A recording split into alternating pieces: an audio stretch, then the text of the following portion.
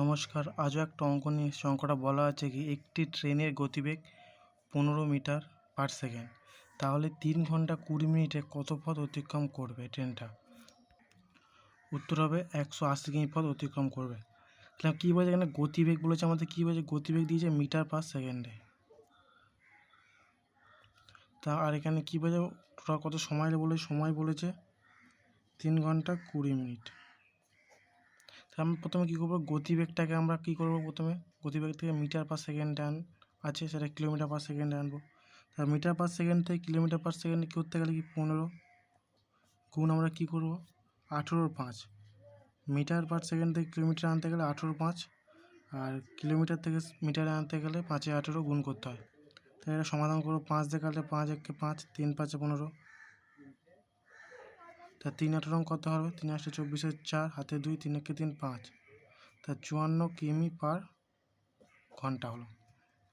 এবার কী হয়েছে? আমরা এখানে 3 ঘন্টা 20 মিনিট, আমরা 3 ঘন্টা 20 মিনিট জানি, কিন্তু আমরা এটা কী করবো? 3 ঘন্টা 20 মিনিট, এখানে আমরা মিনিট আছে 20 মিনিটটাকে পুরোটাই 3 ঘন্টা 20 মিনিটকে পুরোটা মিনিটে। 3 ঘন্টা মানে কত? 3 গুণ 60, 60 মিনিট 1 ঘন্টা সমান 180। আর 20 মিনিট মানে 20 যোগ করবো, তাহলে কত হবে? 200 মিনিট। আর এটা কী বলছে? এটা কিলোমিটার পার ঘন্টা, মানে 1 ঘন্টায় মানে 60 মিনিটে, 1 ঘন্টা মানে কি 60 মিনিটে যায় 54 কিমি। ঠিক আছে, এটা হচ্ছে 200 মিনিট। তাহলে আমাদের অঙ্কটা এবার বেরিয়ে যাবে। তাহলে কি 60 মিনিটে যায় 54 কিমি, তাহলে 1 মিনিটে কত যাবে? 54/60। তাহলে এখানে কত মিনিট যাবে? 200 মিনিটে। তাহলে কি জানে 200 মিনিটে কত যাবে? 54/60 গুণ 200। এ 0 0 কেটে 0কে 0 0 কেটে গেল। তা 6 একে 6, 6 নং 54, 9 আর 20 গুণ করলে কত হয়? 180 কিমি।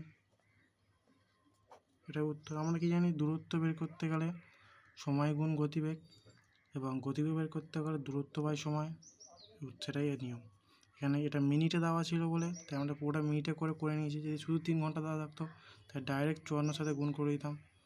20 মিনিট আছে বলে 20 মিনিট বের করার জন্য একটা মিনিটার নিয়ে এসে এটাকে এবার 60 মিনিট করেছে, ঘন্টা থেকে 60 মিনিট 1 ঘন্টা সেটা করেছে। তো উত্তর কত হবে? 180 কিমি পথ। আশা করি সবাই বুঝতে পেরেছ।